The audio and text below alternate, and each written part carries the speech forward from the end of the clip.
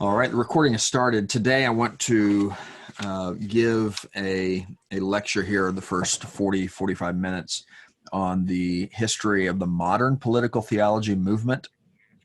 Then I want to go back in time and talk about the concept of the common good, reaching all the way back to classical philosophy, Plato, Aristotle in particular.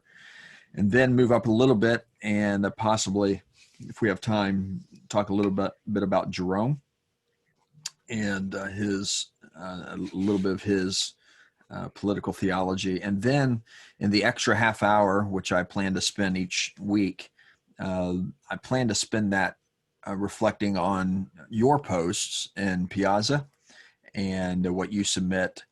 And today, of course, that discussion has to do with rights and responsibilities. Just in case we don't get to that, write this down, and I want you to reflect on this in case we don't get to that discussion.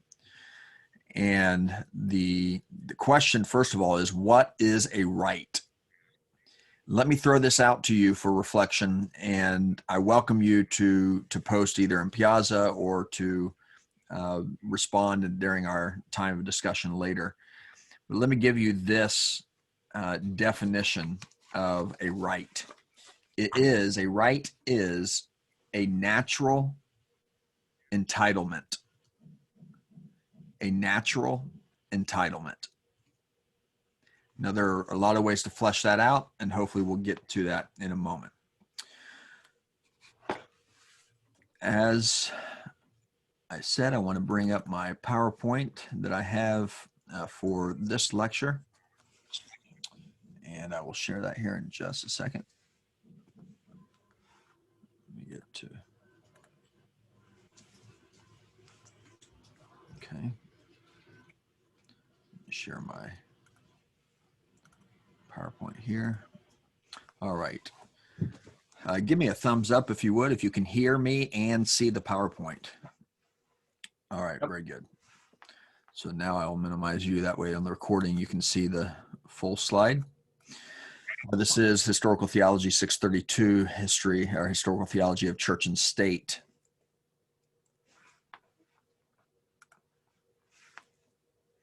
In this lecture, I want to tell the story of the modern political theology movement. We're going to begin in the early 19th century, and we probably won't get up to the present, but we'll aim at that, and I'll try to keep track of time so I don't skip out on some of the other lecture I want to get to. Our key outcomes are this. You can go back and read them on the recording just in case they matter to you. In the history of Christianity in particular, we can say that Christian theology, political theology, has been around as long as there has been Christianity. Beyond the New Testament itself, the earliest reflection on society and politics by Christians, of course, arises from the teachings of Christ himself, but especially arose in the context of the apologists, which is why we hope to get to Jerome a little bit today. Remember in these early days prior to Constantine in 313, the Edict of Milan, Christianity was an illegal religion. But under Constantine, the Christian faith became, of course, deeply intertwined with politics, so that even now, the Roman Empire, or what is called the Holy Roman Empire, became synonymous with Christendom, that word that mixes kingdom with Christ in for many centuries. Now, we're going to talk about this in a moment, but this bond of church and state deteriorated in the medieval age and ultimately fell apart after the Protestant Reformation. In 1831, an Italian political theorist named Giuseppe Mazzini began a movement whose central tenet later became known as political theology, and was labeled political theology in 1871 by the Russian anarchist and atheist Mikhail Bakunin. We'll talk about these two figures today. But political theology as a technical term didn't really come into common use until the 20th century, when the German political theorist and sometime Nazi supporter Carl Schmitt published his first book called Political Theology, and then the end of his career published another book called Political Theology 2, I guess part 2. And he wrote that largely in response to Bakunin, and we will cover these three today. In the 1960s, then, the political theology movement proper, the modern movement, really came to fruition under the influence of Johann Baptist Metz, another German theologian who is, as we will find out, often called or revered as the father, perhaps even grandfather, we should say, of the liberation movement. And his thought was very influential for later liberation movements, particularly in Latin America. And so in this lecture, we're going to dive into some of the particulars of these figures. So I begin with a lead in to the life and thought of Giuseppe Mazzini. And in 1806, to recount just a little bit of war history here, the Holy Roman Empire was finally dissolved in the Battle of Austerlitz. The final emperor of the Holy Roman Empire, Francis II, was defeated by Napoleon in what was probably the greatest victory in Napoleon's career. And during its short time under Napoleon, ideas of modern republicanism spread throughout the Italian peninsula. And then in 1815, when Napoleon was defeated at the Battle of Waterloo, the Italy, or the peninsula, it was not called Italy at the point, but the peninsula returned to its patchwork of independent states under the control of the Habsburgs and the Austrian Empire. Nonetheless, there was, largely from French influence here,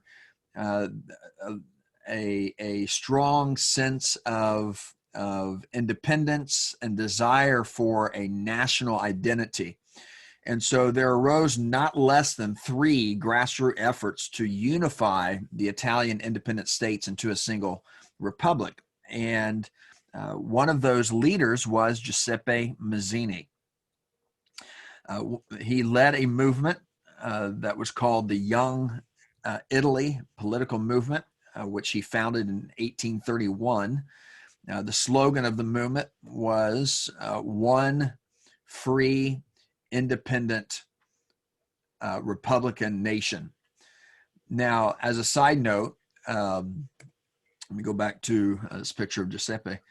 As a side note, his was the first of the young European movements throughout Europe. In fact, all the way up to the early 20th century, I think it was 1908 when the Young Turk movement began. It was all was a result of this early Italian movement that began with Mazzini's ideas. He planned to initiate a widespread rebellion against the Austrian Empire, but he failed, and he never did see his Republican ideals come into place in Italy. Now, this leads us up to 1848 and 1849, really crucial years in which the Austrian Empire experienced massive revolutionary movements across its territories. You had movements in Germany and what now we know as Poland and Romania and Ukraine and the Slavics and Hungarians, Croats, Serbs, Italians. They're all rising up against the Austrian empire and trying to gain some sense of ethnic national identity and independence. And 1848 is really a watershed year in modern politics. Some may go back to the French Revolution or even the American Revolution as the sort of commencement of modern democratic republics. Well, I would say certainly, 1776 to 1848 would be the that birth era of what we know today as democratic republics, the fall of monarchy. In fact, and I guess it would have been 1922 or so, the 20th century, when Carl Schmitt, he declared many years later, reflecting on this, he said, "There's no more royalism because there are no more kings." Many of them were dethroned during this time.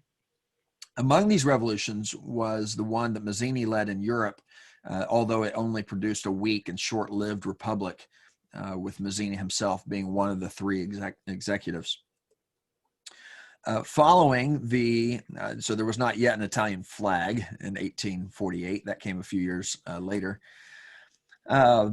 Following the failure of the unification of the Italian Republic, Mazzini actually exiled himself to London, and actually in doing that had more influence on both British thought on republicanism and then also even American thought. Finally, in 1861, the Kingdom of Italy won its independence, but it did so under the monarch, Victor Emmanuel II, and of course fell quite short of this one free, independent, republican nation. It maintained itself as a monarchy for quite some time. Mazzini refused to participate in that monarchy. He died in 1872 in Pisa, as an enemy of the state. But today he's still highly regarded as one of the greatest political theorists in modern thought. Now let's take a little look at Mazzini's political theology, and how we may be able to draw some ideas.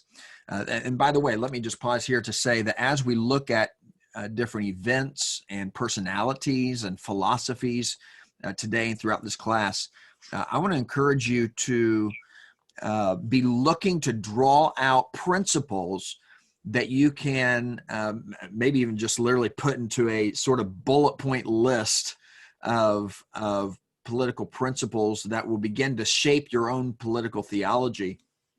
And at this stage, don't worry about contradiction. You may come up with, or you may see some ideas that you think, okay, that's really interesting, or I'm really drawn to that. I'm going to write that down. Go ahead and do that. And then the point of this class is for you to then work through the consistency and what this looks like in regard to Christian faith in particular. And the goal is in your final paper then to bring all of that down to a coherent theopolitic, a coherent political theology.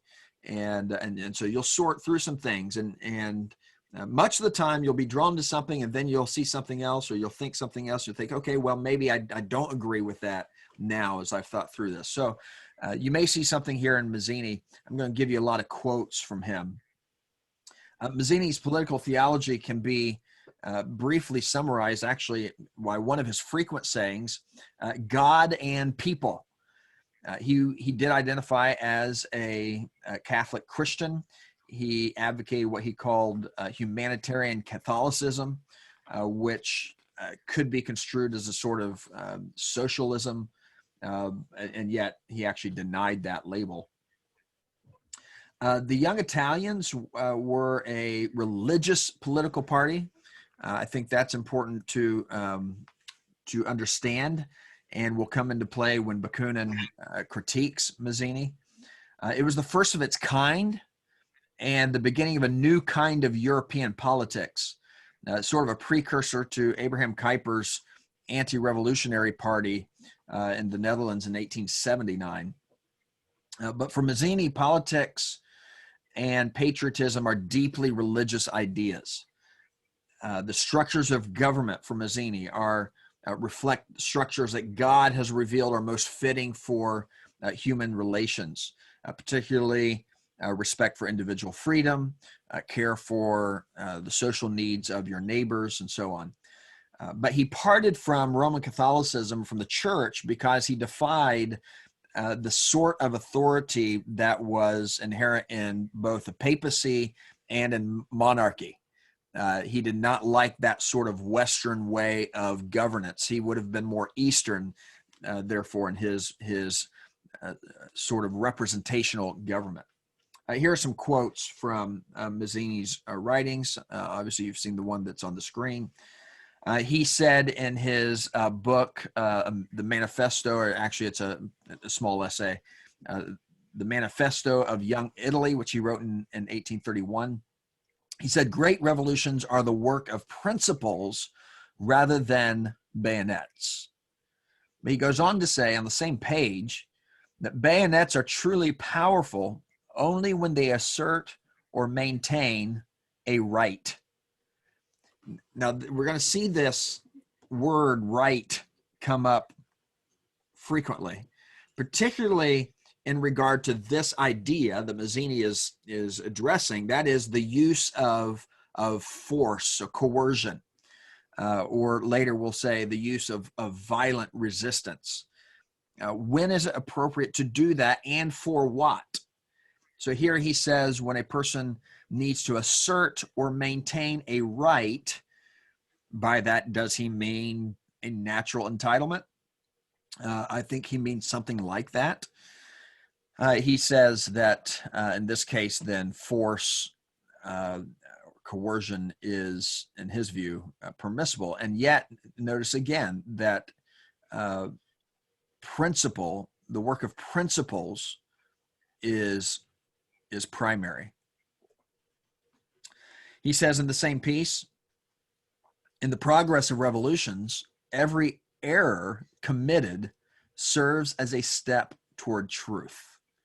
Now, this is important. This is really crucial because remember now, Mazzini is not only influencing an uprising in the Italian states, but he is influencing in this year, 1831, he is influencing European thought, particularly among the peasants.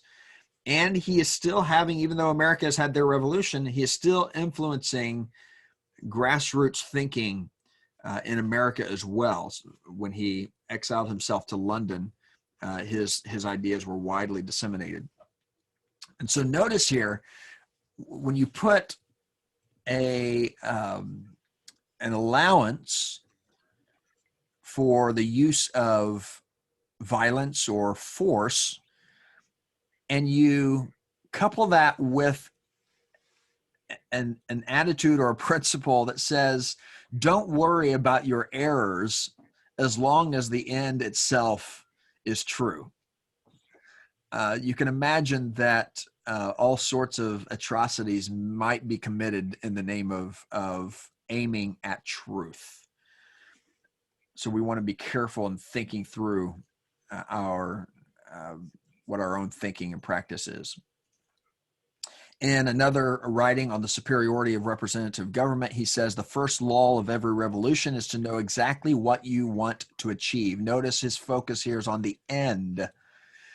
So we might say he's very, very liberal in his understanding of what means may be used to achieve that end. His focus here, the first law of every revolution is make sure you know what the end is and you do whatever it takes to get and to achieve that end. One cannot blindly entrust the destiny of a nation to any single man. Again, the same work on the superiority of a representative government, which is 1832. This is, again, is part of his whole demeanor or his antagonism towards both papacy and monarchy. He doesn't like that. He doesn't like the idea of having a single head. He probably would even think that the U.S., particularly today, probably has empowered too strongly the executive branch even. Then he says, this is a part of his conclusion, he says, our symbol, speaking of the young Italian movement, our undertaking can be summarized as follows. liberty in all things and for everyone, equality of rights and duties, both social and political, association of all the peoples, of all free men, and a mission of progress that embraces humanity as a whole. So he has an idea here that the end that he is talking about is not just a national identity. That's his immediate goal. But he has a larger understanding of the responsibility of each nation to humanity as a whole. And so after this lecture, I want to share for, if I have 30 minutes, I want to talk about the common good. He also said the greatest obstacle faced by all those who want to change conditions for the better in Italy is, in fact, the all too widespread individualism. So he doesn't like the idea of a monarch or a pope. He also doesn't like the idea of each man, just fighting for his own end. He wants there to be a collective effort here, a united front. Now, his influence is significant because, in modern democratic Republican political theory, he is noted as a significant influence and throughout Europe and in the United States, so much so that today, I don't know if I have a picture of it. I don't. But today there remains a bust of Mazzini in New York Central Park. And it is a monument to the influence of this Catholic, Italian who was in many ways a father of European revolutions. Now let's go to the next person here, who is likewise important in some other ways. Mikhail Bakunin is a Russian atheist. He was very much opposed to Giuseppe Mazzini and opposed his religious ideas. He did meet Mazzini in London, and in fact was very, very grateful to Mazzini. Mazzini treated him with love. Bakunin opposes in his writings Mazzini, but talks about how loving Mazzini was toward him. Bakunin had come out of exile from Siberia, had escaped and fled to England, and there he was. He received hospitality from the theist Mazzini. Bakunin was an acquaintance, but also an opponent of Karl Marx.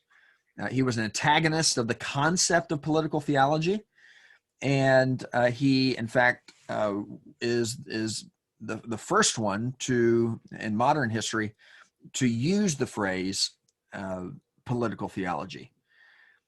He says, quote from his revolutionary catechism, he says, "I love Mazzini. I venerate him today as much as I did 9 years ago, and yet I must combat him."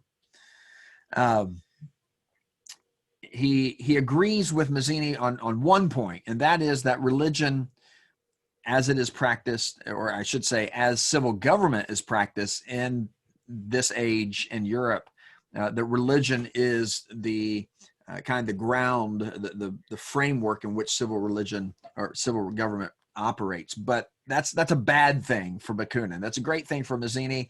For Bakunin, he says, no, that actually limits individual freedom. It causes human oppression. And so he, in his view, religion is essentially authoritarian. And because the highest good is individual freedom, the best society is a collectivist anarchy. So Bakunin is a collectivist, a collectivist / anarchist. So let's talk about his first principles. His first principle, which he outlines these in his work called Revolutionary Catechism. You can probably find it online somewhere, in which he articulates his two principles of anarchy. The first one is the political liberty of the individual. And this is what how he defines it. He says, the absolute right of every adult man and woman to seek no other sanction for their acts than their own conscience and their own reason. Now, we're going to see here in Bakunin a lot of things that sound a lot like the sort of language that we hear today in our own American context, particularly in Western context. But there's something I think unique even about American the context that seems to really draw from these sorts of ideas. He said, order in society must result from the greatest possible realization of individual liberty. His second principle, which is really follows from the first, is what he calls political equality. Man is truly free only among equally free men. He says, without political equality, there can be no real political liberty. Now, consequently, then, people in his mind ought to reject every authority which calls them to sacrifice individual liberty for the convenience of the state. The morality of a society rises or falls, in his opinion, to the measure that it enlarges or restricts individual freedom. He says, if liberty is the starting point, it will necessarily lead to unity. So how do these principles produce a collectivist anarchy? Now, he's not the first to espouse a disordered anarchy, but I should make this clear. He does not espouse a disordered anarchy, but an ordered anarchy that he calls collectivism. Now, the first point of collectivism, let's see if I have this on here. Yeah. The first point of collectivism is that we might call it the principle of communalism. That is the basic unity or the basic unit of all political organization in each country must be the completely autonomous commune constituted by the majority vote of all adults of both sexes. No one shall ever have either the power or the right to interfere in the internal life of the commune. So what's he mean by commune? Well, I think when we read that, we can just put in there state. Now, state is going to mean different things in different cultures, different nations, different places. So here in the United States, we would generally understand that to mean what we call state. I live in the state of Indiana. Some of you are, in the state of Ohio or the state of Florida or wherever. And in our history, there's this, constant, federalism and anti-federalism, right? There's this constant struggle between power between the federal government and the state government. We've wars have been fought over that. Battles have been fought over that. And yet, that is not exactly what Bakunin, our idea of state here, the states would still be far too large for Bakunin. So he is, in the area of education, we probably experience this more than any other area of our civil life. That is, we think about, okay, we have our public school system. We want our local school boards to be able to make decisions for our community and not have to be, not have to have, the textbooks that the federal government or even the state government, because we may be more conservative or a community might be more liberal than what the state is. And so there's this by both sides, left and right, a desire to have control locally on the public schools. So that's one example. That would be more of what Bakunin is talking about here.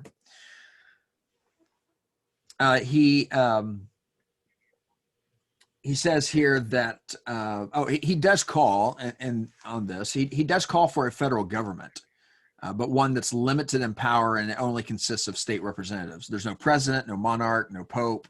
It's a federal government, or he calls it international federation, that has a right to collect taxes, has a right to um, provide somehow for the unity and autonomy of each state, but does not have a right, for instance, to a standing army. And he does like the idea of state militias that existed at the time here in the United States. That was important to him. He says slavery will last until capitalism is overthrown by the collective action of workers. So it leads us to the second point of his collective, anarchy, and that is economic communism. Sorry, I didn't put these words up there. The first principle is a sort of communalism. His second point would be economic communism. He was an opponent of Marx's class warfare theory, but he agreed with the common ownership of economic production. Consequently, all rights of inheritance, for instance, should be abolished. Most astonishingly, he believed that children are primarily to be cared for by the state. Again, state would be more of a village, but still not the parents. Child must receive state education. The state must exercise its right to remove a child from its parents when that parent or those parents are not doing what the state says ought to be done. And then this is important. Let's see if I have this on here. I'm not quite ready for that. But for Bakunin, public education must replace the church. That's what he says. Public education must replace the church. He says that in that's his 10th article of the Revolutionary Catechism. Serious stuff. Now let's talk about his view of freedom of religion. He says neither society nor any part of society has the right to prevent free individuals from associating freely for any purpose whatsoever, including political, religious, scientific, and so on. He says further that religious freedom requires the absolute, that's the wrong quote, but he says it requires the absolute liberty of every religion to build their temples, to serve their gods, to pay and support their priests, but it must be entirely separated from civil government.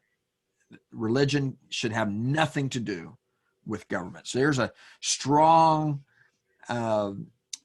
separation of what we call church and state. On the other hand, he does say that religious freedom requires the abolition of all state religions and all privileged churches, including those partially maintained or supported by state subsidies. And again, above all, churches must never be trusted with education. Let's talk a little bit about his view of this church and state. He calls the state the alter ego of the church. In his last book, 1882, it was actually unfinished. It was published posthumously, called God and State. He says the state is ultimately enslaved by religious ideas. He says that slaves of God, men must also be slaves of church and state, insofar as the state is consecrated by the church. So he's lamenting here that that European politics has been so theologized. He believed the existence of God entails the slavery of humanity. He cites Voltaire's famous statement that if God did not exist, we would have to invent him. And instead, he reverses that and says, if God really exists, it would be necessary to abolish him. He concludes God and State by saying, in a word, we reject all legislation, all authority, all privilege, licensed, official, and legal influence, even though arising from universal suffrage, convincing that it can turn only to the advantage of a dominant minority of exploiters against the interests of the immense majority in subjection to them. This is the sense in which we are really anarchists. In 1871, he wrote an essay called The Political Theology of Mazzini and the International. That was the title of it. This work is often cited as the first use in modern history, at least, perhaps ever, of this phrase political theology. So what's happening here is he is identifying, he's reading Mazzini. Obviously, he's met Mazzini. He's had some positive interactions with Mazzini, but he is looking at Mazzini's influential political theories, and he is calling it something that Mazzini didn't call it. He is calling it a political theology. And he is doing so because of what you see right here. At the very foundation of Mazzini's program, there has been, from the first, an essentially false principle, he says. This principle is that of an idealism, at once metaphysical and mystical, grafted upon the patriotic ambition of the statesman. So a grafting of something that is metaphysical with something that ought to be just scientific. And he says it is the worship of God. Again, he's lamenting this, but this is very telling here, because he is describing the political theories of Mazzini as a political theology that is grounded, basically, its first principle is the worship of God. Now, I wish we had time right here to stop and to discuss this notion of a political theory that is based on worship of God. A political theology that is constructed on a first principle that is our worship of God. Now, that is a real thing now, because very much in our political conversations, especially during COVID, is the right of Christians to gather for corporate worship of God. So this is a real issue, right? And what we need to do is we need to work through what are our first principles as we build out a political theology. And here Bakunin, an atheist, is identifying in Mazzini that Mazzini's perhaps subconscious, perhaps not so subconscious, guiding principle is ultimately worship of God.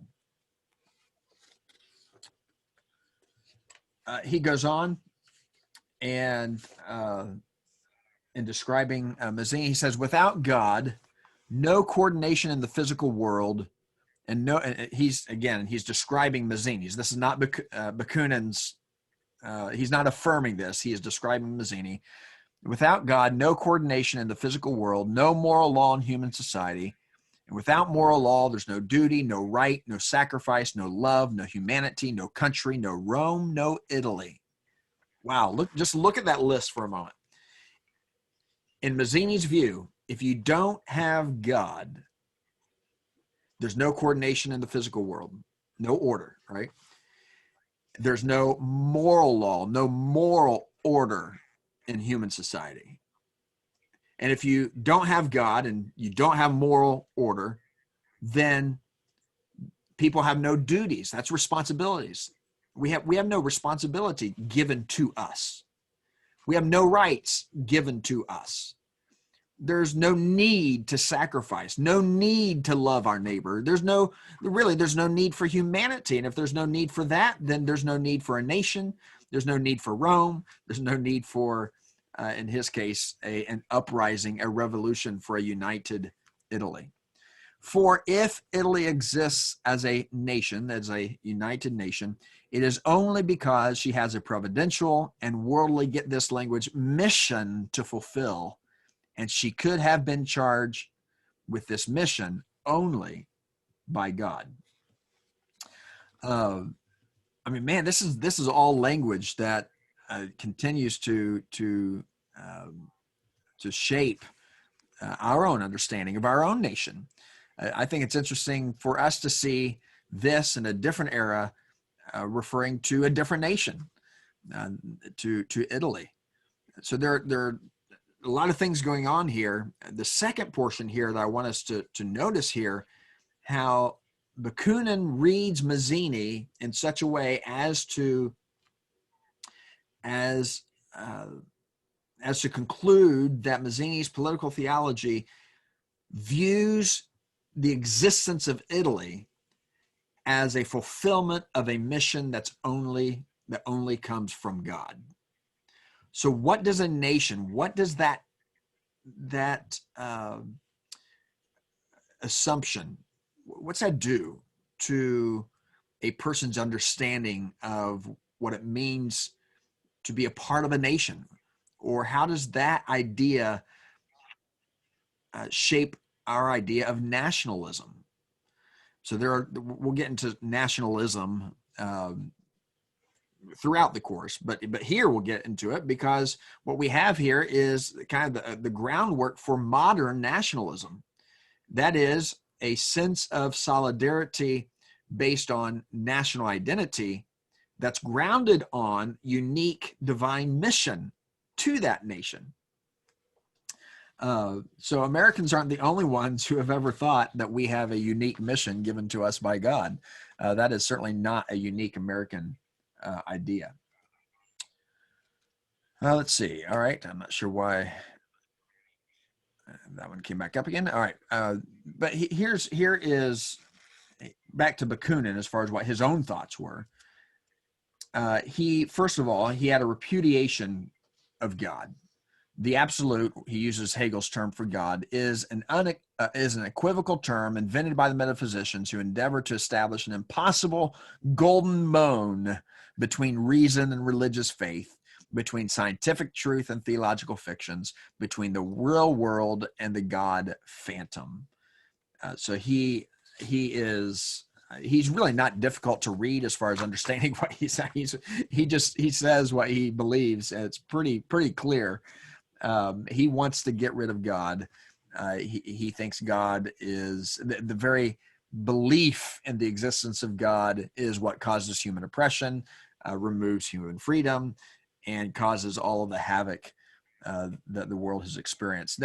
Consequently, he also repudiates heaven because, and he does so in his reading of Mazzini.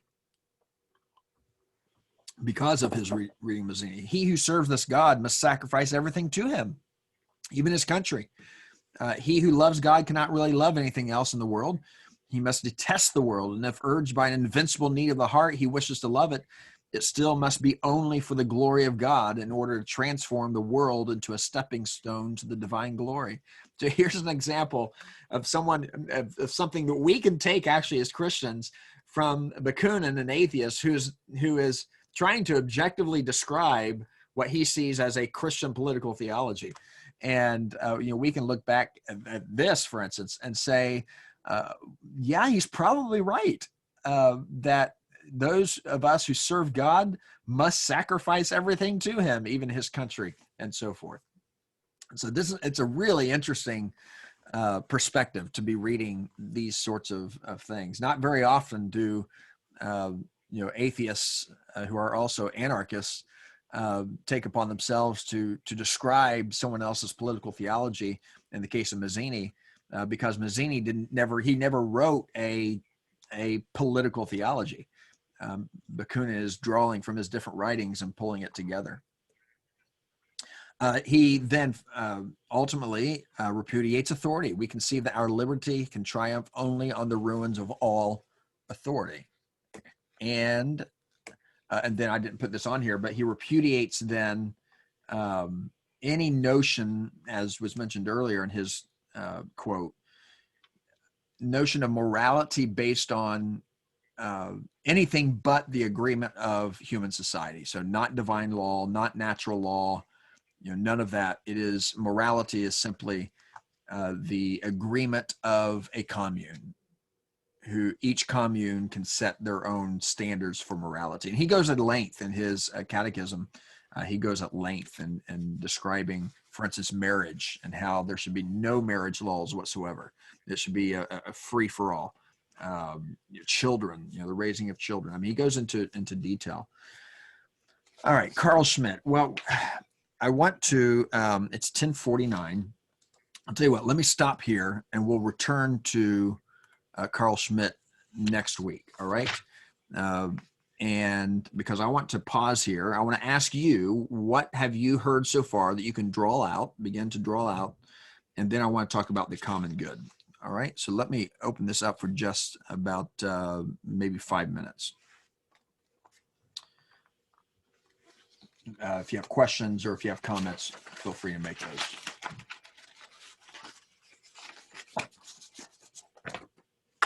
I have a question. Yes. Bakunin's, I was very interested in his summary of Mazzini's teaching, without God, no coordination, that quote. Mm-hmm. Would Mazzini have agreed with that? Would he have said, yes, that's what I teach, believe? Mm-hmm. Yes. I think he would. So I just got this. I'm actually quite excited about this. I just got the collection of Mazzini's writings here, published by Princeton. And I've not read it all, but I've read the first two or three of his major works that are at the front of this, and then some shorter works at the back. And everything I'm reading so far, you see this scattered throughout. And so far, there's nothing in Bakunin's his summary of Mazzini that I have found would be contradictory.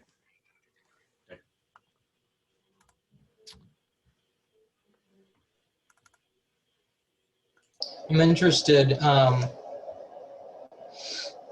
practically how Bakunin thinks that his theory can work. For example, his quote, man is truly free only among equally free men. What prevents, in his mind, what prevents one man from disenfranchising the rights of his fellow man, Mm-hmm. or imposing his own will on his fellow man within the commune? Mm-hmm. Yeah. So ultimately, I don't think his own definition of freedom can stand, because there has to be some enforcement, right? And he locates that very clearly to the commune itself. We often think of anarchy as, defund the police, free for all, let's just not have any law enforcement, right? Well, no. That's not what his idea of anarchy is, because he would advocate a police state. In fact, that's what he is. His idea of anarchy is a police state. The commune is actually quite rigidly governed by a very localized, what we call police state. So I don't see yet, and I've not read through the entire collection of his works yet. I have, and I've been working through them about halfway through. I don't see anything yet that would really substantiate such a radical statement that he makes, because he over and over and over comes back to it's all about individual freedom. But the only way to make sure that have is to have this equally strong what we would call police state. By anarchy, he means the abolition of a federal government. So it's almost like Native American tribe, individual villages. Okay. Right.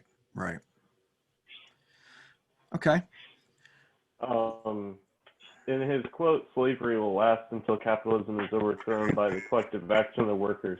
Is he referring to the racial slavery of the United States or the serfdom of Eastern Europe? Because I feel like that would change how his quote would be interpreted. Right. Yeah. He's talking about serfdom. So by this time, slavery, for the most part, has been removed from, certainly from England. France as well has long removed enslavement of Africans. Obviously, that's still an issue in America at that time. But so he's talking about the feudalistic system. Yeah. All right. Thank you. All right. Any other questions as I bring up the next slideshow here?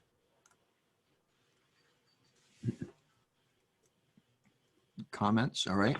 Are you again? I want to urge you through these lectures and conversations to be, writing down, pulling out ideas here that may be a bit disjointed right now. They're going to be disjointed, but as we go through the semester, I want you to start being able to draw from different ones here and say, okay, these seem to fit together, and this seems to really resonate with what I understand from the teachings of Jesus, which you've been reading, from what I understand from Christian history, or whatever the framework is that you're working in.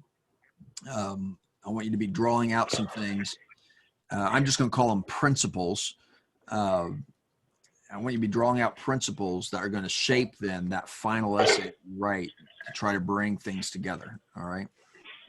I also want to mention here before we continue, there's no way in the world I'm going to get to all of the topics I have scattered throughout the syllabus. The syllabus, the schedule is sort of a dumping place for me to just put things in there as I continue to build out how I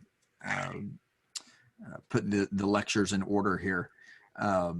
So there's no way we're going to be able to get to everything that's in there. Nonetheless, I'm hoping that in your time that you spend for the class outside of this class time, that you'll be able to at least touch on several of those, each of those topics. All right, let's talk about the common good. All right, let me share this. Let's see if I can share my screen here. Here we go. All right. The common good again. Let's see here. I want to introduce the political concept of the common good, particularly from the writings of the classic Greek philosophers, and I'm not going to get to the early church today. Some outcomes there are the outcomes that are addressed.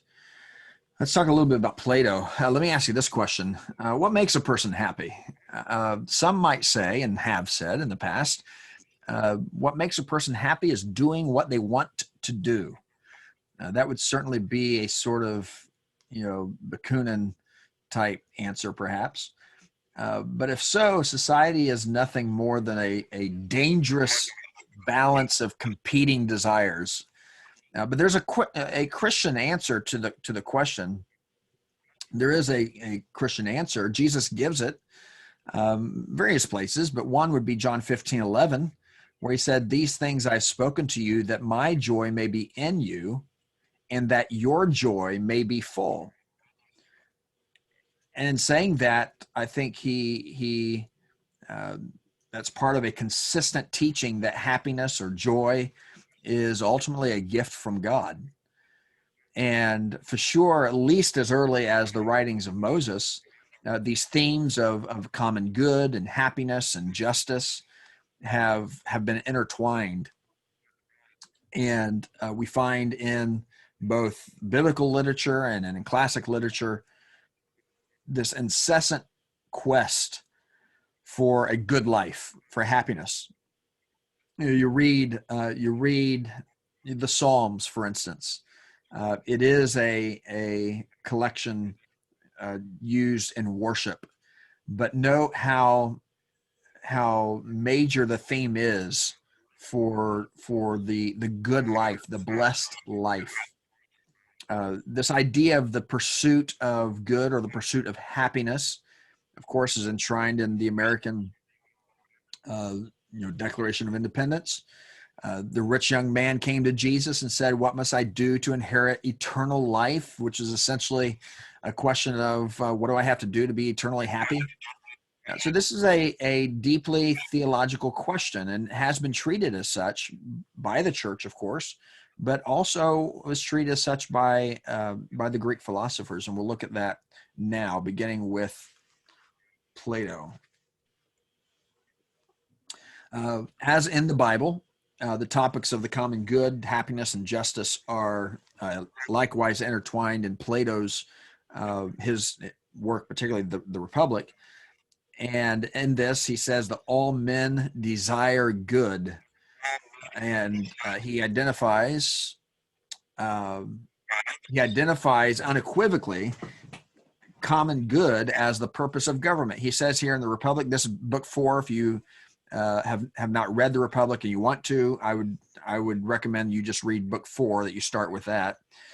This is where he gets into this, but he says the object in which we fixed our eyes in the establishment of our state. So the Republic, if you don't know what the book's about, the Republic is a discussion between Socrates, Plato's teacher, and Glaucon, the kind of the antagonist, and they are imagining, philosophizing about what the perfect state would be, the perfect polis, city. What would be the perfect city? And so he says, we fix our eyes on the establishment of our state, but the object was not the exceptional happiness of any one class, but the greatest happiness of the city as a whole. And that statement right there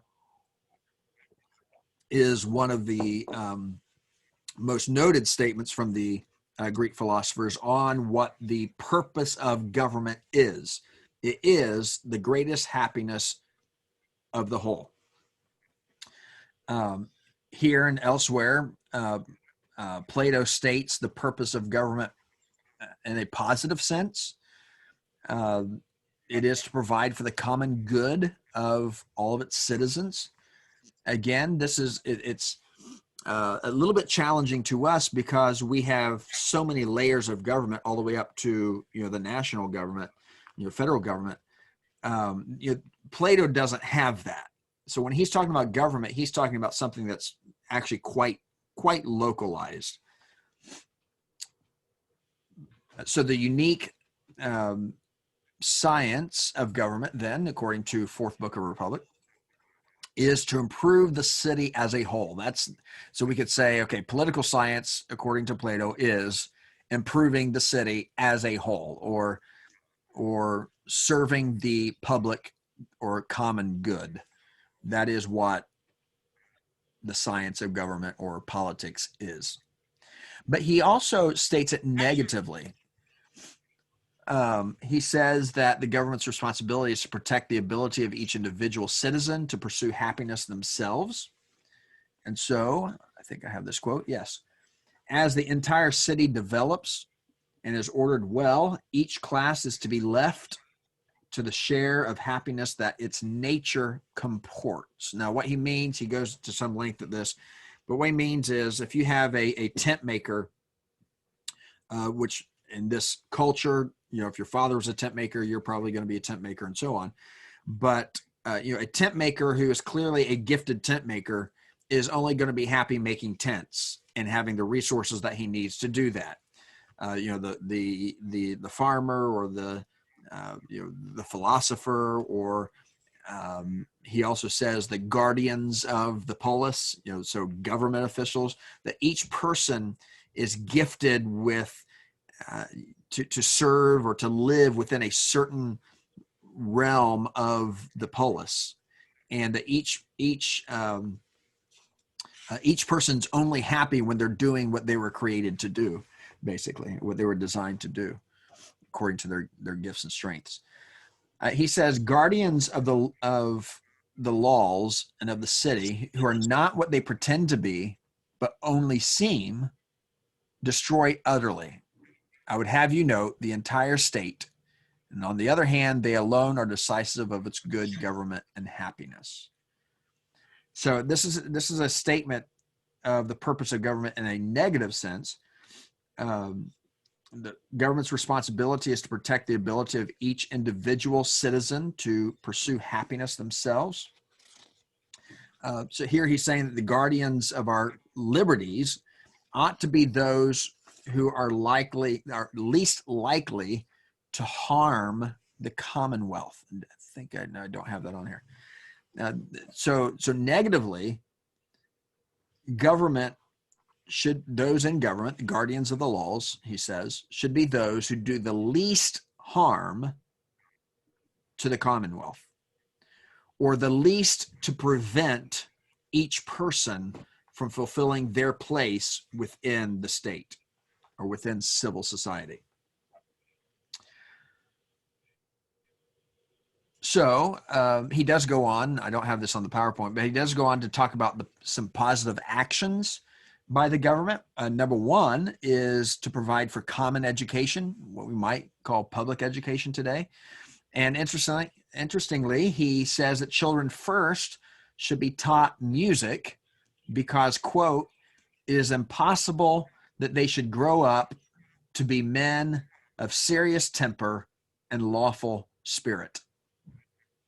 So without first being taught music at a very, very young age, they will not grow up to have a serious temper and lawful spirit. So the reason that's important is because that tells us something about his notion of law and what education should be, that children should learn how to live within an ordered society, because an ordered society, which allows each of its citizens to live out their gifts, their strengths, their abilities, is one that provides for the common good.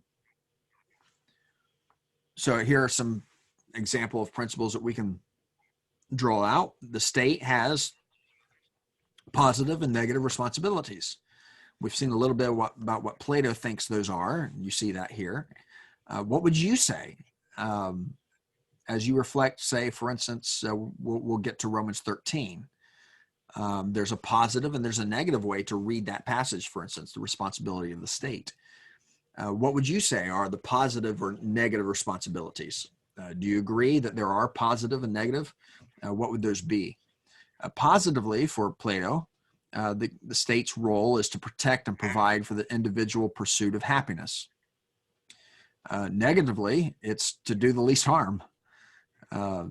And of course, there needs to be some discussion about what that harm would be, or what the least harm is. Let's talk a little bit about Aristotle. In his book, the Nicomachean Ethics, which I slightly misspelled. There should be an H. Oh, I put the H in the wrong place. It should be Nicomachean. Yeah, sorry about that. I didn't miss that. But he says, first of all, and actually at the very, very outset of his book, that everyone aims to be happy. Everyone seeks some good in order to make themselves happy. Although he acknowledges there's widespread disagreement as to what makes a person happy, and he explores that. Nonetheless, whatever happiness is, it is the final good. And the final good is that which, this is his definition. Well, I got the H in that one, but I got two H's. Remove the first one. The final good is that which is always desirable in itself and never for the sake of something else. It's good, desirable in itself. It's not something we desire as a means to gain something else. Happiness is never chosen for the sake of something else. And Aristotle concludes that happiness is the virtuous activity of the soul. The virtuous activity of the soul. We'll come back to that in just a second. He defines political science, political knowledge, as the attempt to make citizens happy. The attempt to make citizens happy. That's what the goal, that's what the purpose is of government. That's what political science is. To make citizens happy. That is to make citizens of a certain character, because remember, happiness is a virtue of the soul. So it is, in a sense, to make citizens of a certain character so that they are good. And so for this reason, a student of politics must above all be a student of virtue, or study what it means to be virtuous. And he makes it here in this work, Nicomachean Ethics, makes politics, political science, a theological enterprise. So we really see more in Aristotle, especially, a sort of development of a political theology. Get to that in a second. A couple other things just by interest that I don't have on the PowerPoint. we'll get into this when we talk about justice and what is justice.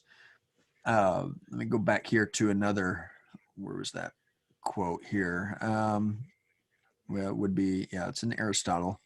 Everyone seeks some good in order to make themselves happy. So there's a sense which each person is pursuing their notion of happiness. And so Aristotle very much believes that, happiness for me is something slightly different from what it is for you. That's based on abilities and desires and pleasures and so forth. We all experience happiness slightly differently. But so when it comes to justice, which is part of the political enterprise, it's to establish justice or to allow citizens to be happy. This is how he defines justice. Justice, and you may know this, justice is everyone minding his own business. That's how Aristotle famously defined justice, everyone minding his own business, by which he means the tent maker doing tent making and the farmer doing farmer and the guardian of law guarding law and so on, the philosopher philosophizing. That's what he means. But each person minding his own business, being true to himself, we might say today. Injustice then is that which harms a person or keeps a person from minding his own business, or interferes with a person minding his own business. So what can we draw from Aristotle? The common good is a matter of the soul. The state has a responsibility for the soul of its citizenship. What does Aristotle mean by soul? He means, in his work, De Anima, on the soul or spirit, he means these are my words, not his, but the seat of virtue is what he means by the soul. It's the seat of virtue. So virtue is something that takes place in the soul. So a virtuous person is one who is virtuous spiritually, and then and those virtues are acted out and are he calls it animated. They're animated then in our bodies. So the soul, he says, is a system of abilities that uniquely provide virtue to our animate bodies. He has a pretty complicated understanding of soul. I don't really grasp all of it, other than to say, because in his mind, humans are, animals, humans, plants, they all have souls. So it's very different than how we understand soul. But for him, it still is a theological concept, even though he's not a theist like we are. He is a theist of some sort, but certainly this is before revelation of Christ in the New Testament, and he didn't have knowledge of that. All right, so those are a few principles that we can draw out from Plato and Aristotle. Let me stop that and pause here again and get some response from you. What do you see there that might raise questions or might be useful for you?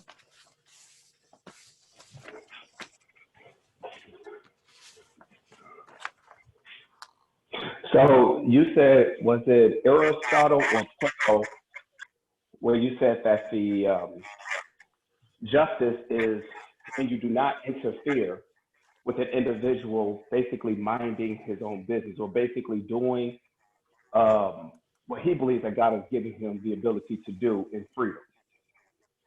Mm-hmm. Yes. So justice is each person, object, minding its own business. Minding his own business. Yeah. That's the principle we need. Anyway. Yeah. So what do you think of that? How's that work into your political theology? Oh, I love it. I believe if everyone minds their own business, we will have a holistic society of believers doing what God has given them to do without stress and, So let me pause you here for a second, Linnell. Let me pause you here. Uh-huh. So as you reflect on that, then you have to distinguish yourself by saying, okay, how does that thought alone keep me from being an anarchist as well, right? So what happens is we work through these principles. This is why we want to collect principles and try to sort them out systematically, because when we lock into one concept to the exclusion of others, we find ourselves being pushed to extremes and leaving out equally important principles that ought to be guiding our thinking and practice on this as well. So like a balance, basically. We need kind of a good balance where we're not completely anarchist, but yet we're governed by law with the freedom to. Right. So yeah, I like that, Linnell. We're not completely anarchists, right? We're not completely. Right.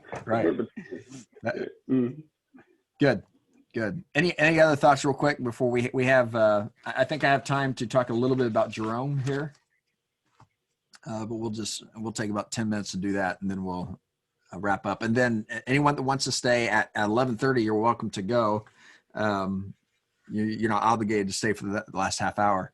But in that last half hour, I will reflect on the posts that were made on Piazza, and we'll look at rights and responsibilities and see where that discussion leads us. All right. Any other comments on Plato or Aristotle? Those would be the two places. If you've not read Plato or Aristotle, I would begin with Plato, Republic, Book 4, and for Aristotle, Nicomachean Ethics. Those would definitely be the two places I'd begin. All right, let's take a look at Jerome, and I think I have a PowerPoint for him too. Yeah, it's a little different from my other ones.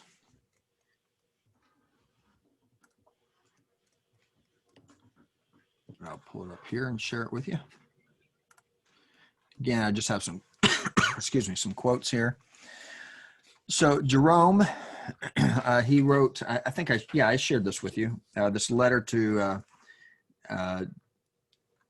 Diognetus. I don't know, I don't have a year on it. I'm not sure what the year is, but let me see. I have, yeah, I just pulled out some interesting points here. He starts out here, or at least in this excerpt, it's paragraph 5 in the letter. He says, the distinction between Christians and other men is neither in country, nor language, nor customs. Now that ought to be a real yawner, right? Okay, what's your next point, Jerome? But perhaps not so clearly in our day. He goes on, same paragraph. Yet while living in Greek and barbarian cities, he says, according to each has obtained his lot, following the local customs of buying clothing and food and the rest of life, they show forth the wonderful and confessedly strange character of the constitution of their own citizenship. Speaking of Christians, they dwell in their own fatherlands, their own nations, countries, but as if sojourners in them.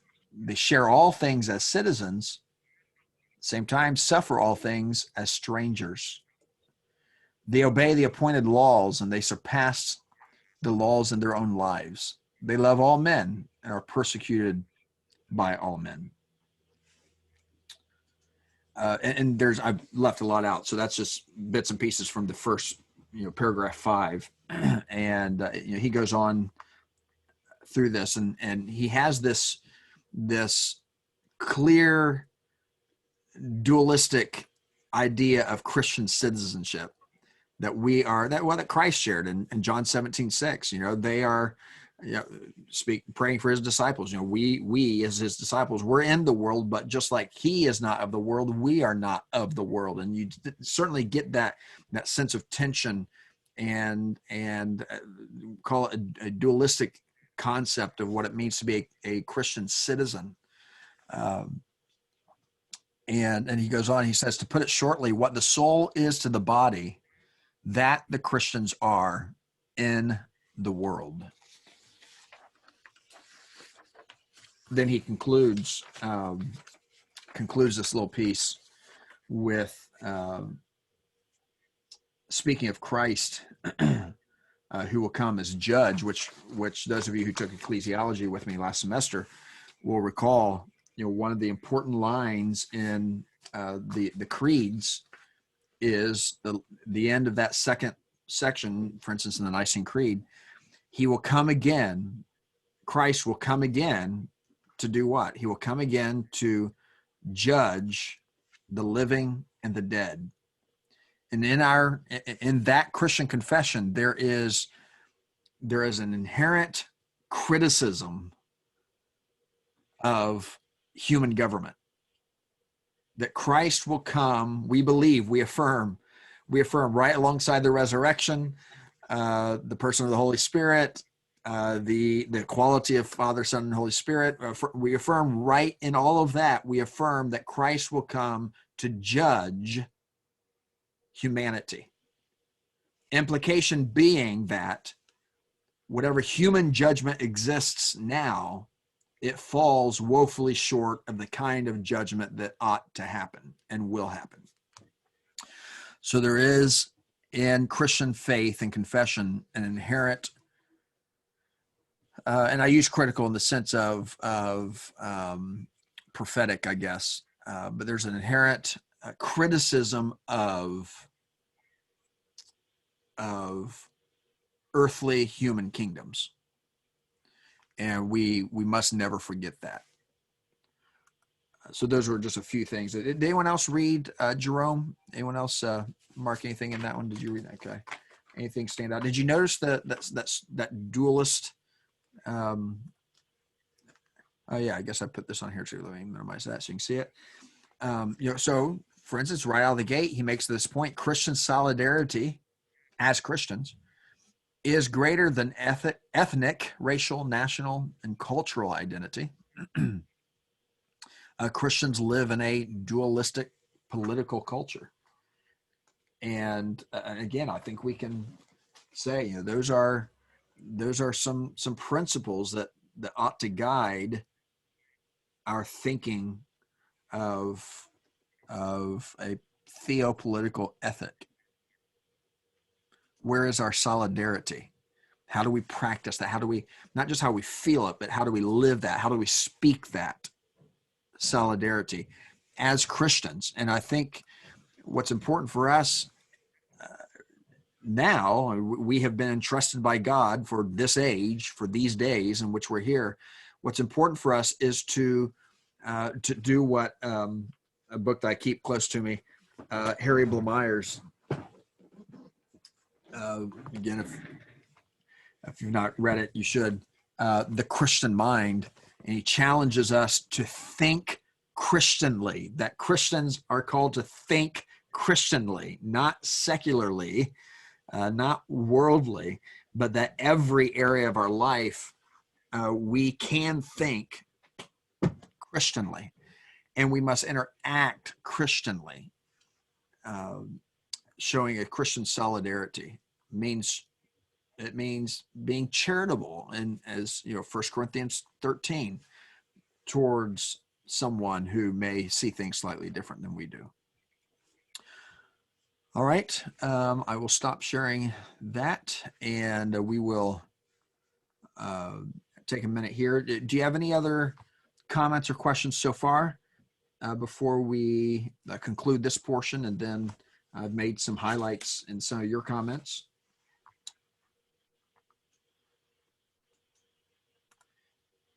And I don't know, did anyone else? Let me check Piazza here. So this is part of the purpose of our synchronous time here is to make sure we have time for, okay, it looks like I got them all. Time for interaction. So I can record, and I do plan to record more lectures than what I will be giving live, just because I can't cover everything during this hour and a half.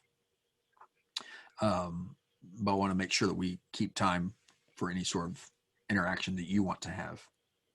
And I'll try to throw out some questions to you as well for discussion. All right. I enjoyed reading your week 1 posts as to what your goal and your purpose for taking this class is. And yeah, certainly glad to have each of you here, and all of you bring a perspective that includes different experiences. We live in different regions of the country, and see and hear things. We may read different news sources or so on, and all those things are really influential in our ways of thinking. In fact, I've been kind of doing my own unscientific survey, wondering and asking people the question: Who are your influences right now? Who is influencing your life and the way you think right now? Not just about politics or about the election or about things that are overtly political, but just in life. Who or what are those influences that are speaking into your life or shaping your life? And I'd like to know that. So we have let's take 3 minutes. Who do you read? Who do you listen to? Who do you watch? Who do you engage with? Somebody want to throw out a name, or maybe it's a newspaper or news source or something?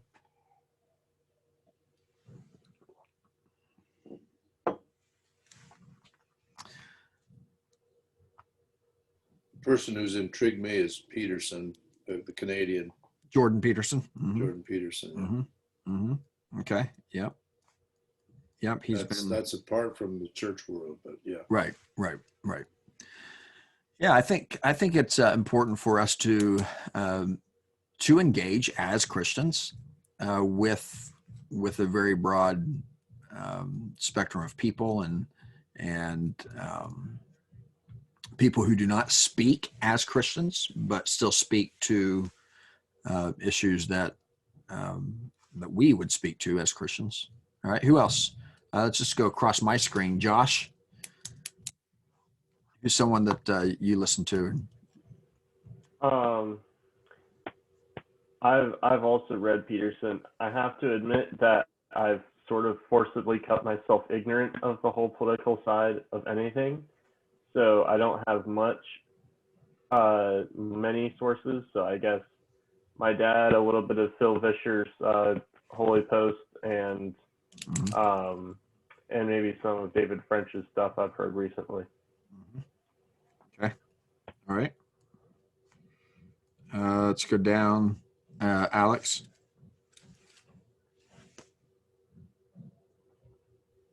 Yeah, both of those that Josh just mentioned, listen to also, Vischer and David French. Justin Giboney is another one. How do you spell the last name? Giboney. Okay. I had a list of names, and I'm trying to find my list now. But those are the ones I listen to the most frequently. Okay. All right. Okay. Jordan. I try to get a wide range across the political spectrum. On the right, I'll listen to Ben Shapiro or read David French. A little bit of Russell Moore when he's comments on some stuff. On the left, center left, I'll read NPR just for basic news stories and stuff, and then I'll dig deeper if something interests me. Okay. Dawn? I'm a little bit like Josh. I have been interested in politics, but I've gotten very tired of opinions. I've been kind of surprised because for me, it seems like if you're on the Christian side, you should be somewhat united. and some of these issues, at least right now when things are so serious, and it seems like we are dividing in small areas and on the Christian side, if that makes sense. And so I actually had taken myself off of Facebook because I was frustrated with it. So, and I don't know if that makes sense. I think that we need to, because I know your post talked about, or maybe it wasn't the post, but we want to make sure that we're doing our duty, but yet we don't, like Linnell was saying, we don't always want to give our opinion at every turn. It's very tiring. So I think there's a balance there. Yeah, for sure. Yeah. So when you do hear news, read news, what's the most likely source? To be honest, it's Rush Limbaugh. So, oh, okay. All right. I mean, it can be a wide spectrum. Sure. From Okay. more conservative, but yeah, it just depends on what at the time. So. Sure. All right, Linnell. Yeah, you see, I have like a very wide range. Okay, very wide range. I listen to some of the conservatives, some of the liberals, then some of the in-betweens, and some of the conspiracy, people. I'm like all over the place. Okay, for instance, right, I listen to the Epoch Times, Newsweek, Newsmax, New York Post, Associated Press, CNN, Fox News, MSNBC. Doesn't really matter, because they all one and the same. But then also too, I like to read a lot of political literature, like Drew Norquist, a little bit of NPR, and then sometimes I go off into Rupli, El Jazeera. When I was in the Army, I've seen that there is other news networks that actually tell you everything without putting a spin on it. So then, I started to look into that. I'm just really broad. I had read a book like 4 weeks ago, and a chaplain friend gave me this book. And whenever that you just get the time, just read this book and then just tell me your opinion. The book was written in 1903. Okay, it was written in 1903, and it's in the Library of Congress, and it's free, right? And it's called The Last President. And the interesting thing about the book is about a man named Trump and Pence, who goes into the future and becomes the president, right? Very weird. And then the world doesn't like them, okay? They go into a place called Goggle Land, which is spelled like Google. And then they try to go back into their time machine, and it breaks. And then they end up serving 2 terms, which is kind of weird. So you've read this? Unite the world.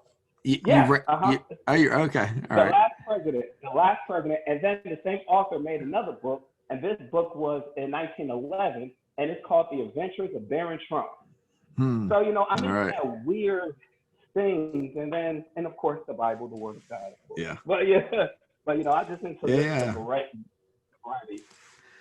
Yeah. Okay. So we certainly have a spectrum of thoughts there, and I think that's very, very interesting. I'm familiar with most of those. It's probably only one. Yeah, there's only one on there that I've not listened to, but okay. Yeah, that's helpful. Let's go to. I'm going to pull out some of your comments and. So I have Jordan, Claire, Sam's, Josh, Graham, I think are the ones who have posted on the, let me bring this up here.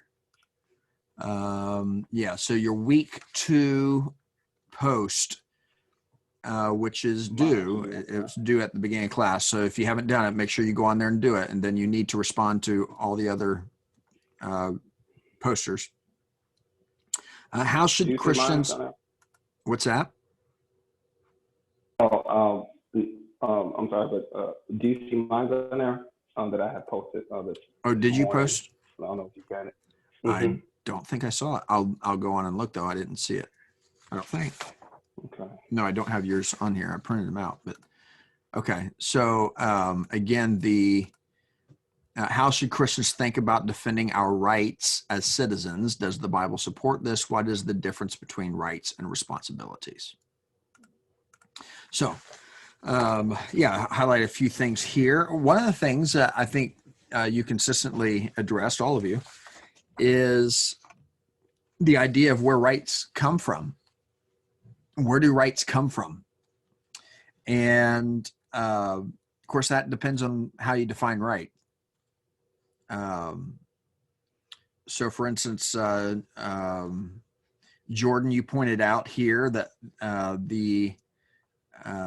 your third bullet point, rights, which you have in quotation marks, are those freedoms granted me by the state. And Josh, you said rights could be summarized as certain liberties and opportunities innate to all men, regardless of time and situation. You said Americans would describe rights as God-given. So, and then Brother Claire Sams said the idea of rights for the citizen of a nation would rise from an absolute authority that is above the government, meaning above the human government, I take you to mean. So do rights come from God? Is that a Christian understanding of where rights come from? And probably we ought to ask a prior question. Number one, what is a right? And why should Christians bring that kind of language into our conversation? Let me just throw that out to you. What are your thoughts? Why should Christians be talking about rights? Or shouldn't? Maybe you think that we shouldn't.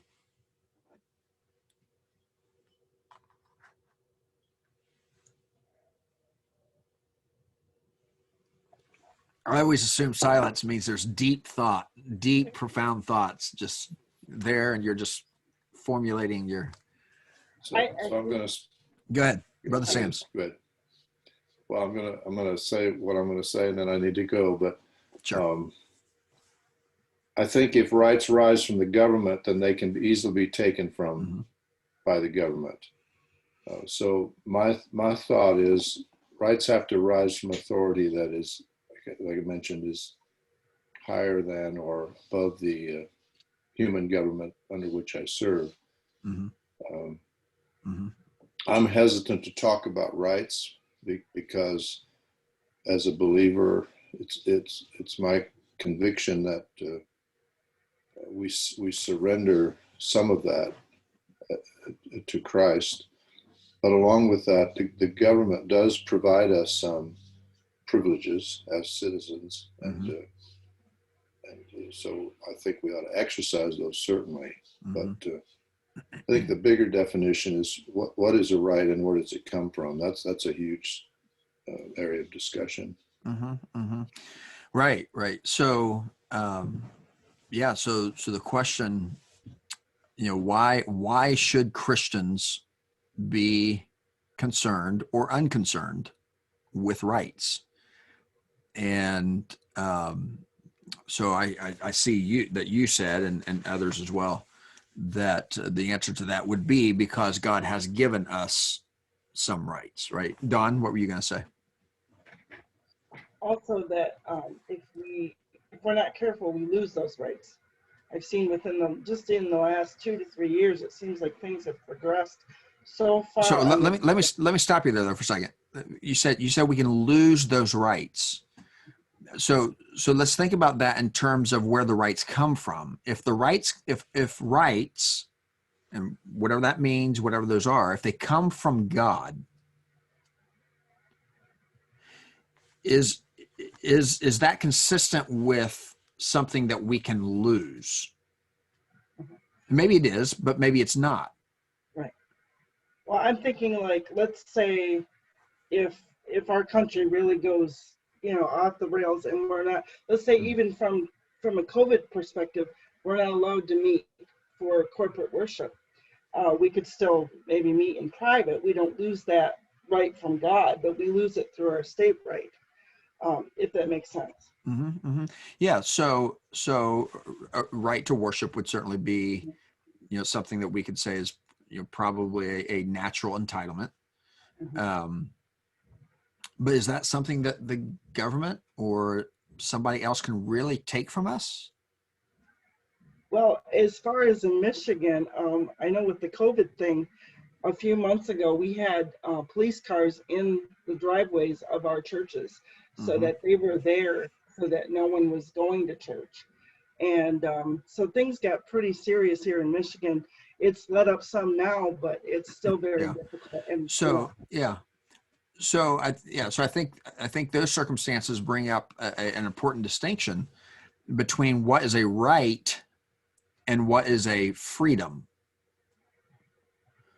So I want to challenge us to think as Christians, to think see if we can conceive a difference, because I do believe there is a difference between a right, which I do believe is God-given. All right. Now, a country can give, quote, rights, but I think that's a watered down definition of what a right is. I do believe that a right is a natural entitlement. That is, it is something that is given to us by the creator of nature, by God. It's natural to who we are as creatures, and that actually rights actually cannot be removed.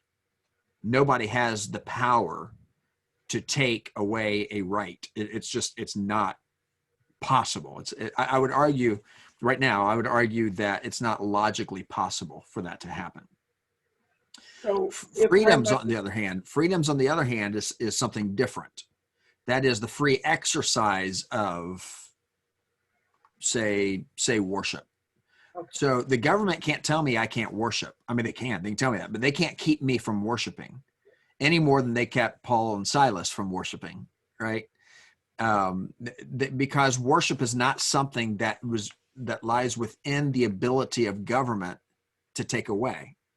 It's impossible for them.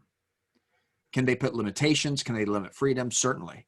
That, as you referenced, that has happened, especially through this past year. Ought we to be concerned about that? Yeah, certainly we ought to be concerned about that. But as Christians, I think we need to make sure that we know the level of concern and that we don't confuse a natural God-given entitlement to us as human persons with something that's taking place at a very much lower level on a human surface. So what that means then is that we have to be careful to distinguish between what government can do and what government can't do, between what government says they think they're doing and what they're actually doing, right? And Christians ought to have that. That's a theological point. So I think we have to maintain clarity in our own minds, because we can't expect the government or legislators or executives to understand those distinctions, because they're not thinking about this necessarily from a Christian worldview. Anyone want to come back on that?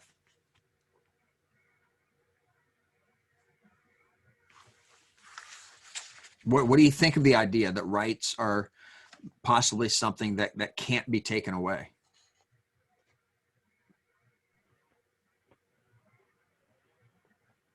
So if I'm understanding you correctly, you're basically saying that to meet in a church is a freedom, and I have to make sure that I don't get those two confused. Is that what you were saying? Yeah. So I'm saying that that and corporate worship is it's a good case study for this distinction and for a lot of our theologizing. So it's a really good case study because it's right there on the boundary between natural entitlements and civil freedoms. that's where they meet. They meet at corporate worship, which is why this issue is so, I mean, it's at the crossroads of those. And so, which again, I think is why this question is so important, that we understand what that intersection consists of. So I think your question was then the corporate nature of worship. Where does that fall? Does that fall into a right? Is that properly from a Christian perspective called a right, or is that a freedom? I have some thoughts on that, but let me throw that out to everyone else. Someone else want to chime in here? And Josh? I sort of took the approach that from more of a practical, worldly aspect of what a right was, rather than it being an innate thing belonging to all people, because it's all very well and good to have an innate right, but it doesn't do you any good if you can't have it. So I kind of What's that mean? Back up though. What's that mean? If you have an innate right, but you don't have it. So, okay. Yeah. So I didn't properly say that, right? So in Don's case, we could say that men have an innate right to the freedom of movement. You have the right to move as you will.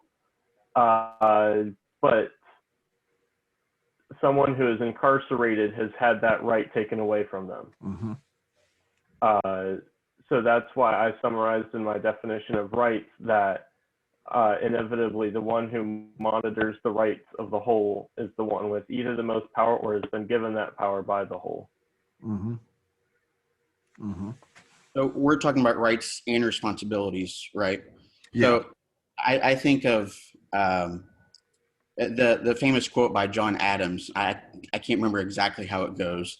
The Constitution is written for a moral and just people. And the way I've always interpreted that is that when you give people the ability to exercise their rights, that they're, of course, John Adams is talking about the Constitution. The reason why it's written for a moral and responsible people is because they will exercise those rights responsibly. And so, like, for example, like Josh just mentioned, when someone is, locked up in prison, they're being deprived of exercising some of their rights, presumably because they're not exercising their rights responsibly. So just take, our Bill of Rights, Second Amendment, for example. With that right also comes an obligation that you're going to use it responsibly. When you use it responsibly, that right is restricted.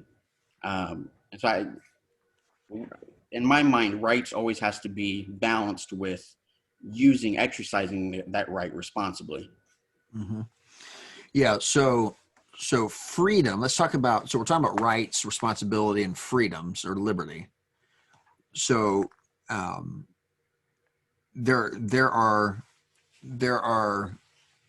and those words very often in our conversation in America get conflated very quickly.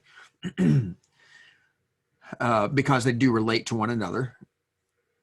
But when it comes to a right, so again, I want to go back to say, okay, a right is something that is given to me by the Creator by virtue of who or what I am as a creature, as a human creature. And so those are those natural entitlements are, and entitlement. I'm not sure if I've settled on the word entitlement solidly, but I so far it's the best word that I've come up with, and that others have come up with. Because an entitlement doesn't just mean something that is owed to me, but it is something that I own that can't be taken away from me as well. So there are two sides of that coin, of the entitlement coin.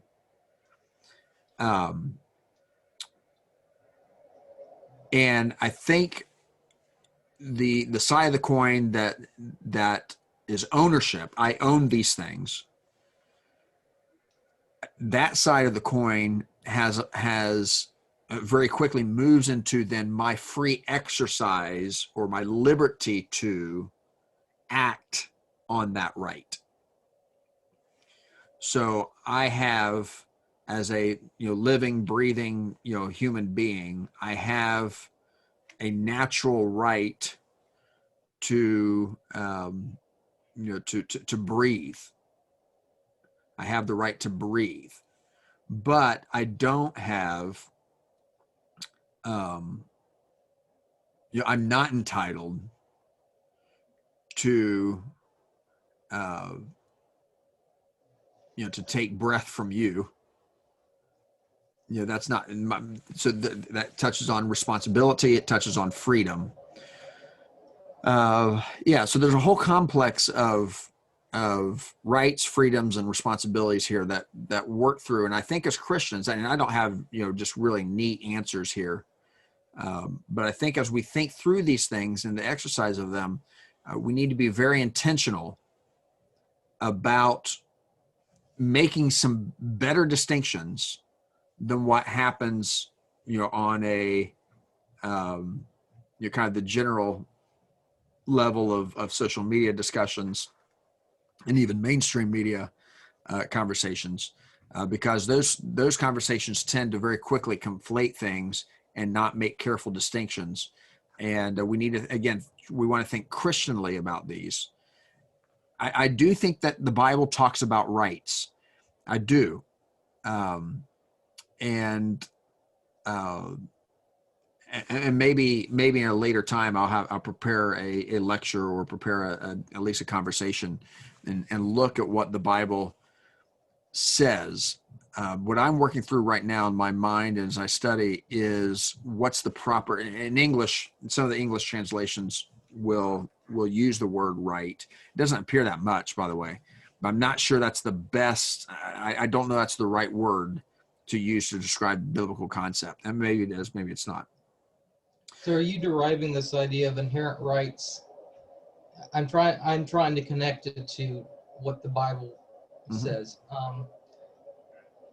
So for example, the positive and negative commands of Scripture were, thou shalt not bear false witness. So through that command, there's an assumption that people deserve the truth being spoken to them. And so that's an inherent right that I deserve people being honest with me. Or is that where you're deriving that from? No, I am deriving it more. So I'm not taking because I don't think the Bible defines rights. The Bible does not have much to say at all about rights. It does talk about liberty. It does talk about responsibilities. That's where the focus is. The Bible is not focused at all on what individual rights are. So this is more of a prolegomena question. This is more of a what are the assumptions, given what Scripture says, what must it then assume to be true about human nature in order to be able to say these things? So this is more of this is a prolegomena question. This is a question of philosophical theology that is going to draw on, for me, will draw on classical Greek philosophy and their understanding as well, and seeing how that intersects with what Scripture actually does. So so again, the closest I have come, there's another definition. Let me see if I brought it up. There's another definition which I don't like, that's often used, and that is sometimes rights are misconstrued as entitlement to self-determination. So entitlement to self-determination. Right now I don't like that definition. I like more, I'm more with natural entitlement. I think that's a better, the right to self-determination. that may be true at some level, but on some levels it's not, because that doesn't seem to jive with what Scripture does say right now in my mind. So, okay. So- anyway, yeah, go ahead. You have. This is probably a whole new can of worms, but how do you think the rights of the individual that Scripture assumes, so for example, the free will to sin or not sin, coincides with the right of the state to punish or judge on morality? Mhm. So I have the right to go kill someone, but the state has the right to, send me to prison for doing that. Yeah. Yeah. So there are biblical references to, for instance, in Romans 13, to the right of a group versus the right of an individual. So individuals have rights, but groups have rights as well. And that touches then on, back to Don's example there of, for instance, and Michigan has been, a real trial. California, Nevada, there have been several states that have really placed us, in a place where we've really been tried on this. So there are individual rights, such as the right to worship, but then there are group rights as well. And if they're all God-given, and I say there are rights for groups as well. I believe that because of passages like Romans 13, 1 Peter 2, 13 and following, that it seems to me that the government does have the natural entitlement, by nature of what government is. They're naturally entitled by God to certain actions. And what we're trying to figure out, or this past year, we're trying to figure out, where are those God-given rights and the individual's God-given rights? They seem to be colliding. And I think the reason we see it as a collision so much is because we Christians have not, as carefully as what they ought, distinguished between well, first of all, we haven't carefully acknowledged group rights and individual rights, but then we also have not understood the complexity of the intersection of those in regard to liberty, how we use those rights, as Alex said, responsibly. So a removal of a liberty. So when there is a sort of collision of group rights with individual rights, it could appear to us that the group is removing an individual right. But that's not necessarily the case. A group may need to remove an individual's freedom, such as placing a person in prison.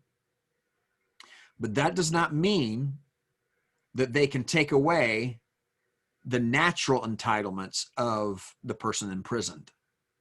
So again, if you haven't caught this, in my mind, whatever is within this circle or this container of natural entitlements for them, it's very small. It's very, very small. There's not much there. There is content there, but there's not much there. And I think much of what we say is a right is actually not a right, but it is either a responsibility or it is a freedom that has been allowed to us by other humans, but is not guaranteed to us by God.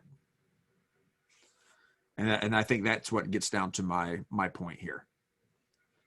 Distinguishing between what's guaranteed to us by God or what's guaranteed. And so I would say, for instance, those who say, okay, rights are given to us by God, but then there are rights that are given to us by government. I would say, okay, let's come up with a different word. Let's call maybe those rights are given to us by God. Let's call those liberties. We're given some freedoms. and let's reserve rights for something that is given by God is actually quite limited. That's what I'm suggesting at this point. Linnell.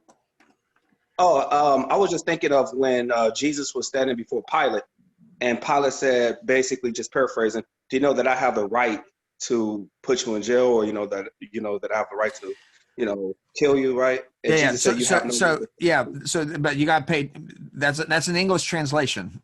Okay. Right. That's an I English was just thinking translation. that when I was thinking that Yeah. too. What he's saying. Yeah. So what he's saying is he has the ability. He has the freedom, Mhm. even bound before the king. He has the freedom to do something. He has the ability, the freedom to do something.